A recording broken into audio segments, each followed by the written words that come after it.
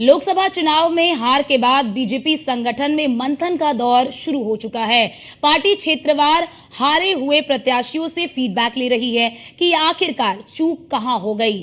कहां तो मिशन 80 का टारगेट लेकर चले थे और कहां वो सीटें भी गंवा दी जो अपने कब्जे में थी। सवाल बड़ा ये कि क्या कवायद वाकई बीजेपी संगठन में नई जान फूंक पाएगी और क्या महज 3 साल में यूपी में बीजेपी संगठन खुद को इतना मजबूत बना पाएगी कि 2027 में तीसरी बार सत्ता में वापसी कर सके। इन तमाम सवालों पर आज हम चर्चा करेंगे, लेकिन उससे पहले देखिए ये खास रिपोर्ट। चुनावी नतीजों के बाद संगठन की सर्जरी,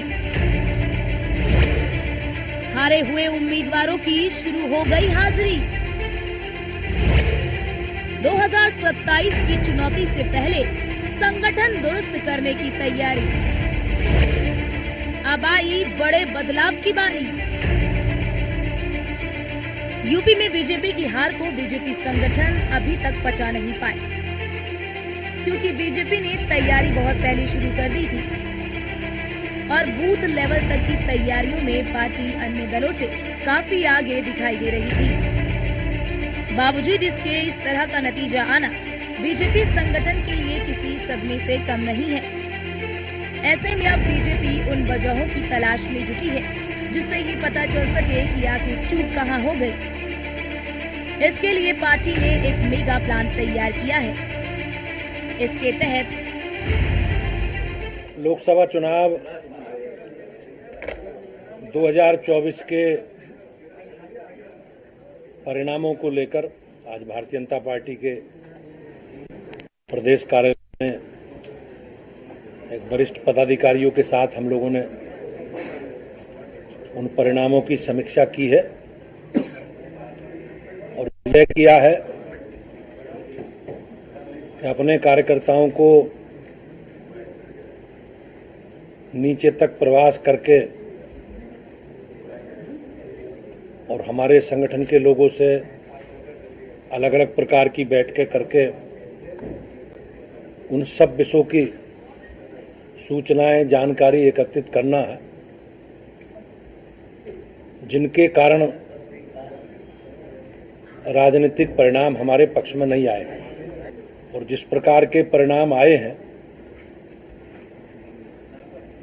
उन परिणामों को, उस जनादेश को हमने सहजता से स्वीकार किया है। हम जनता के निर्णय के आगे नतमस्तक हैं, लेकिन एक राजनीतिक दल के नाते, एक संगठन के, जो हमारी संगठन की व्यवस्था है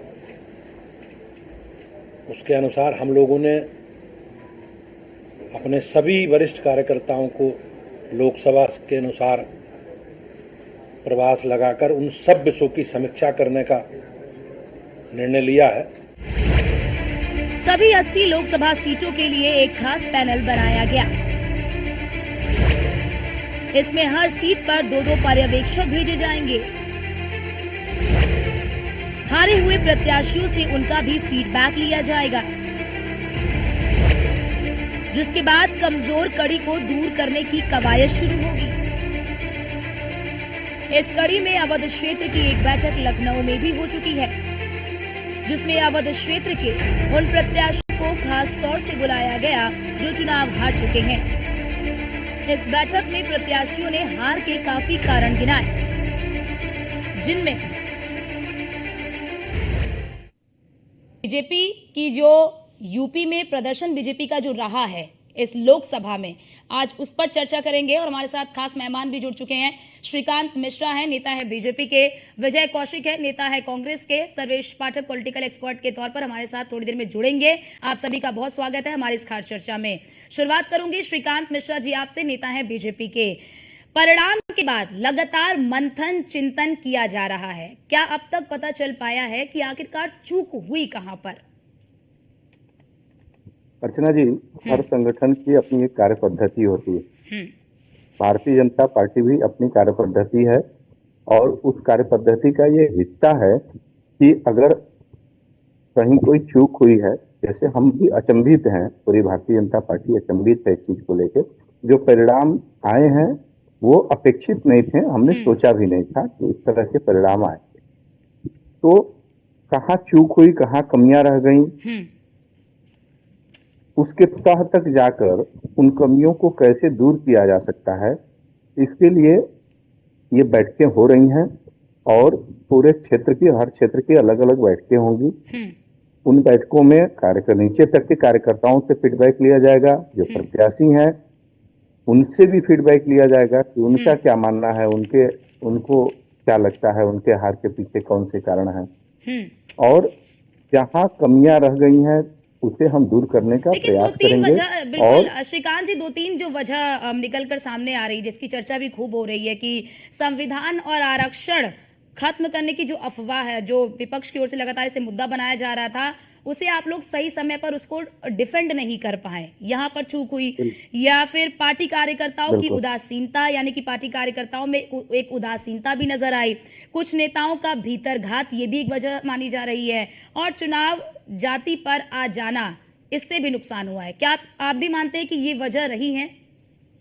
बिल्कुल, ये जो अर्चना जी आपका कहना एकदम सही है। ये जो 400 पार का नारा हुआ, इसको विपक्ष ने अपने लाभ के लिए, ये जो कम पढ़े लिखे लोग थे, जो बहुत शिक्षित नहीं थे, बहुत समझदार नहीं थे, उन लोगों को विपक्ष या प्रतिपक्ष कहिए, वो समझाने में ये कामयाब रहा कि इससे इनकी इतनी सीटें 400 प्लस हो जाएंगी तो ये संविधान बदल देंगे, बाबा साहब का संविधान बदल देंगे, आरक्षण खत्म कर देंगे। तो हम उतनी तेजी के साथ उनको, जो जैसे चुनाव के दौरान हमने भी चौपाल किया, वहां समझाया है, तो ये इस चीज से मैं पूरी तरह वाकिफ हूँ कि इसका प्रभाव बहुत नीचे तक गया है और उसका नुकसान हमें उठाना पड़ा है। बाकी जो और सब कारण बता रही हैं आप, कुछ कारण जिम्मेदार उसके लिए है, फिर हम ये बैठकें कर रहे हैं। वास्तविक कारण और लोकसभावार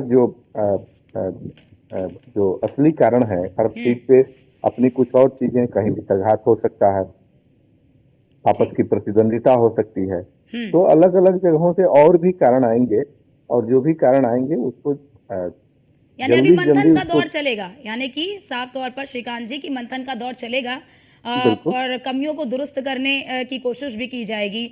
विजय कौशिक है, नेता है कांग्रेस के। विजय कौशिक जी, एक तरफ बीजेपी तो अपनी कमियों को लेकर लगातार मंथन कर रही है, लेकिन ये जाहिर तौर पर है कि यानी कि जो इंडी गठबंधन है, उन्हें यानी आपको और सपा को एक अच्छा यहाँ पर अच्छी सीटें मिली हैं, लेकिन इसके बाद आगे की रणनीति पर किस तरह से आप लोग विचार कर रहे हैं, क्या कर रहे हैं? देखिए, पहली बात यह है कि जो भाजपा में सर्जरी की बात कही जा रही है, मुझे नहीं लगता कि सर्जरी से भाजपा बच पाएगी। निश्चित तौर पर भारतीय जनता पार्टी की जान खतरे में है, क्योंकि धीरे धीरे लोग इनके जुमलों की हकीकत समझ चुके हैं।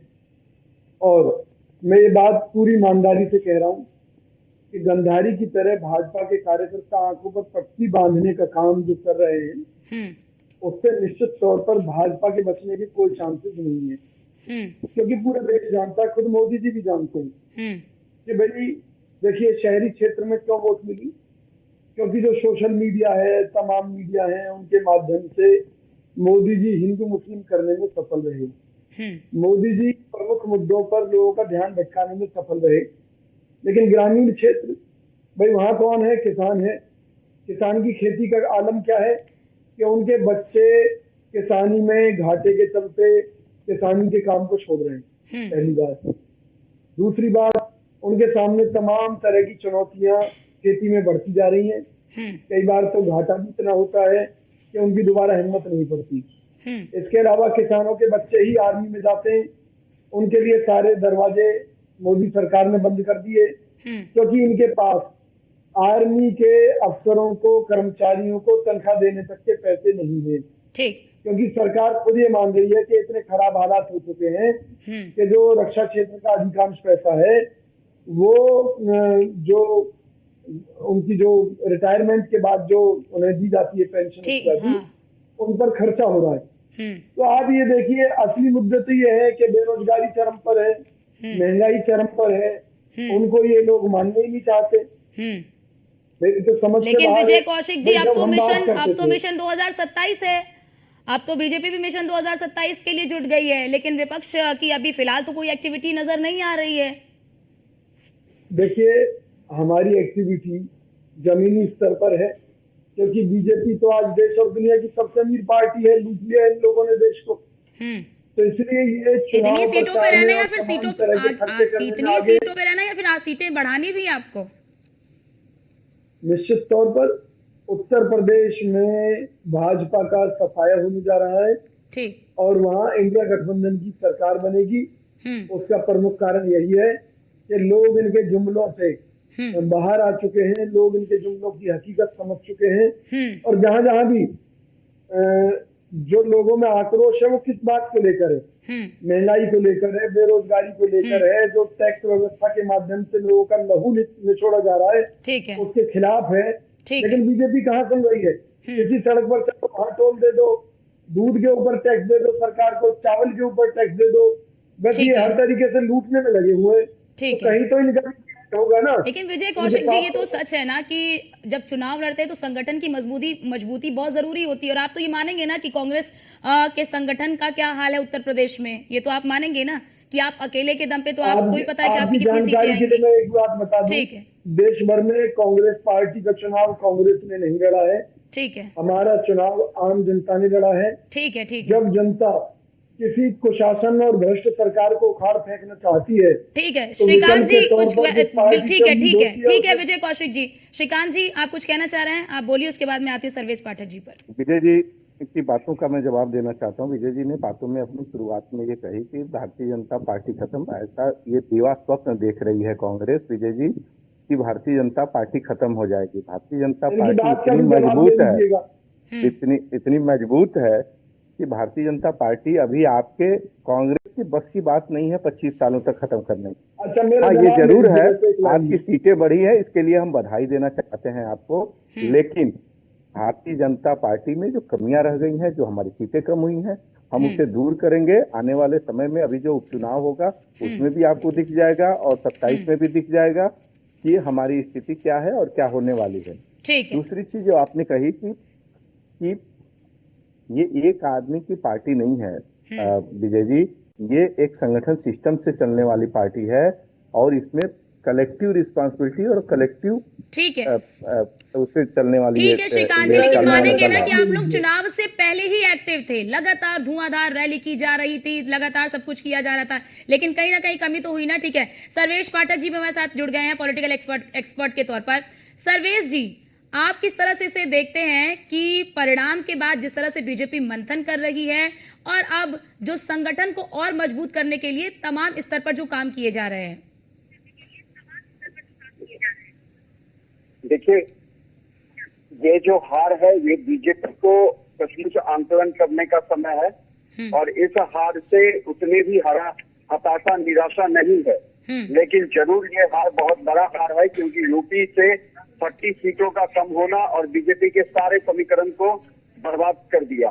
तो संगठन जरूरी ही बदलाव होगा। और सर्वेश जी, क्या इस सर्जरी से 2027 में क्या आपको लगता है कि जो दो लड़के की जोड़ी जिन्होंने लोकसभा के चुनाव में बेहतर किया है, क्या उन्हें ये रोक पाएंगे? देखिए, ऐसा कुछ नहीं है कि वो उस समय भी बेहतर कर पाएंगे। अभी टोटल 3 ईयर्स है उस चुनाव में 2027 के होने में, समझ गई, और 2027 तक यहाँ पे जो विकास की बहार है वो उसमें कोई भी कोताही नहीं बरतेगी ये सरकार, क्योंकि जो कहते हैं ना दूध का जला छाछ को भी फूक फूक के पीता है। तो योगी सरकार इसमें वचनबद्ध है और वो हर संभव प्रयास करेगी सरकार को बचाने के लिए।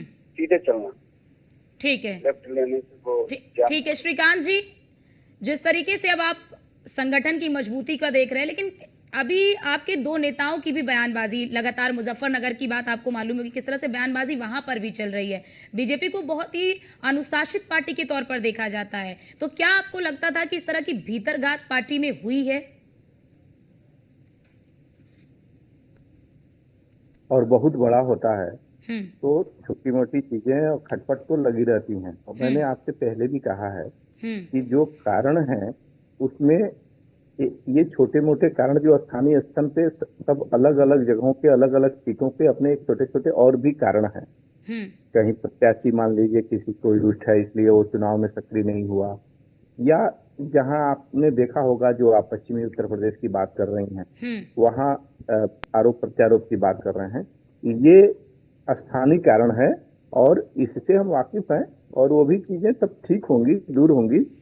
हम इसीलिए कह रहे हैं कि बार बार कि हम लोग जो चुनाव से जो अप्रत्याशित परिणाम आए हैं, इस परिणाम से हम विचलित नहीं हैं, लेकिन हम तत्काल इस कमी को दूर करना चाहते हैं और जहां जहां हमारी खामियां रही हैं क्योंकि हम देखिए उसे दूर करना चाहते हैं। बिल्कुल श्रीकांत मिश्रा जी, खास तौर से बीजेपी के लिए यही कहा जाता है कि पूरा सर्वे कराया जाता है, इंटरनल सर्वे कराया जाता है, प्रत्याशियों के ऐलान से पहले काफी सर्वे होता है, फीडबैक्स लिए जाते हैं और उसके बाद प्रत्याशी को उतारा जाता है। तो क्या यहाँ पर ये इन चीजों को क्या नजरअंदाज किया गया? क्योंकि कई जगहों पर प्रत्याशियों का विरोध हुआ, फिर भी प्रत्याशियों को उतारा गया, रिपीट किया गया उन्हें। अर्चना जी, जब कोई एक व्यक्ति निर्णय नहीं लेता है, पार्लियामेंट्री बोर्ड पूरी बैठती है, तो सामूहिक निर्णय था कि जहां रिपीट करना था वहां सामूहिक निर्णय था और एक उसमें जो है लिस्ट आई, उसमें सब जो जिनको रिपीट करना था उनको जहां विचार करना था वहां बदला भी। जो वो संगठन का काम था, नेतृत्व का काम था, उन्होंने किया। हाँ, प्रत्याशी के नाते बहुत ज्यादा दिक्कत नहीं। दिक्कत देखिए जो आरक्षण और संविधान को लेकर जो भ्रम फैलाया गया मतदाताओं में, एक वो कारण है और एक जो आपका कहना है कि जो स्थानीय स्तर पे भीतर घात वाली जो बातें हैं वो थोड़ी बहुत चीजें वो भी उसके कारण में हैं और उसकी समीक्षा की जा रही है। अभी जब फीडबैक आ जाएगा तो हम उसे दूर करेंगे और इसके लिए कांग्रेस पार्टी निश्चिंत रहे। उत्तर प्रदेश की सरकार 27 में भी पुनः बनेगी, योगी जी पुनः मुख्यमंत्री बनेंगे और कांग्रेस अभी सत्ता से काफी दूर रहेगी। ठीक है, विजय कौशिक जी, इस पर मैं आपका कमेंट चाहूंगी। मैंने पहले भी कहा था कि भाजपा अपने ही पाप के बोझ से डूबेगी एक दिन, और वही परिस्थितियां इनके सामने आ गई है। इनके पास बहुत से एरियाज में तो कैंडिडेट नहीं थे। कांग्रेस के लोगों को हाथ जोड़कर उन्हें बीजेपी में शामिल कराकर आधे आधे घंटे बाद टिकट दे दी गई। ऐसे ऐसे लोगों को टिकटें बांट दी गई भाजपा द्वारा, जिनको ये भ्रष्ट कहते थे, बेईमान कहते थे, डाकू कहते थे, लुटेरा कहते थे, उनको टिकटें बांट दी। आज मोदी जी के पास उन सभी भ्रष्ट और बेईमान लोगों का कथित रूप से जमावड़ा हो गया है, जिनके खिलाफ बीजेपी कभी अभियान चलाती थी, जिनके खिलाफ सीबीआई ईडी की जांच चल रही थी। तो ये तो इस भारतीय जनता पार्टी की असलियत है कि जहां इनका कार्यकर्ता, लेकिन विजय कौशिक जी, उत्तर प्रदेश में खास तौर से देश का बड़ा सूबा है, विजय कौशिक जी, उत्तर प्रदेश में आप सपा के संगठन पर ही निर्भर रहेंगे या खुद के संगठन की भी मजबूती करेंगे? वहां पे खुद के संगठन को भी मजबूत करेंगे आप? देखिए, ये पार्टी हाईकमान का निर्णय रहेगा, क्योंकि राहुल गांधी जी के नजदीकी संबंध है अखिलेश यादव जी के साथ। क्योंकि विजय कौशिक जी, साफ तौर पे देखिए, बीजेपी के परिणाम यानी कि जो परिणाम आए, बीजेपी इसमें मंथन तो कर रही है ना, मंथन भी कर रही है, कहाँ कमियां रह गई, उन कमियों को दूर करने का भी प्रयास किया जा रहा है।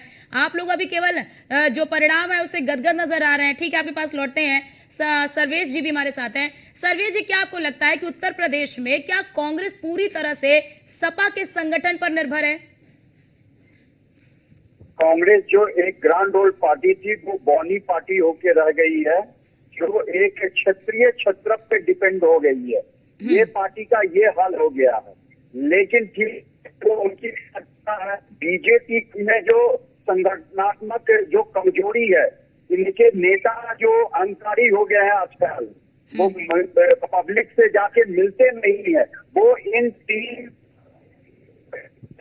जी इन 3 सालों में इनको इसमें सुधार जरूरत देते हैं। वहाँ पे वोटर की संख्या होती है 45 मुस्लिम वोटर्स इनके खुद के कार्यकर्ता है और इनको एक वोट नहीं आता है। तो आप अगर जनता को सुविधा ये जाके और जिसको नहीं मिल रहा है उसको प्रेरित करो। वोट बैंक जो पन्ना प्रमुख से लेके सब इस बार सब आपके क्षुब्ध थे, इसलिए थे कि ये पैराशूट लैंडिंग करवा देते हैं चुनाव के समय। जो पूरे 4 साल 5 साल कार्यकर्ता काम किया उसको अनदेखी करके दूसरे पार्टी के लोगों को टिकट देते हैं। तो बीजेपी को अपने अंदर ये सुधार करनी पड़ेगी। ठीक है। साथ ही साथ कांग्रेस अगर बैसाखी का सहारा ले रही है तो उसमें हम आप कुछ नहीं कर सकते। ठीक ये है। उसके अपनी पार्टी की अंदरूनी पॉलिसी है, वो उनको जैसे चाहे वैसे बुलाए। लेकिन कांग्रेस का इतना गिर जाना ये उसकी परिणति ही दिखाती है कि ठीक है विजय कौशिक जी, जल्दी से इस पर एक पार्टी के आगे कमेंट। ठीक है नतमस्तक ठीक है। है ठीक है सर्वेश पाठक जी, जल्दी से इस पर एक कमेंट विजय देखिए कौशिक मैं जी। ये कहना चाह रहा हूँ, ये पार्टी हाईकमान के रहने हैं।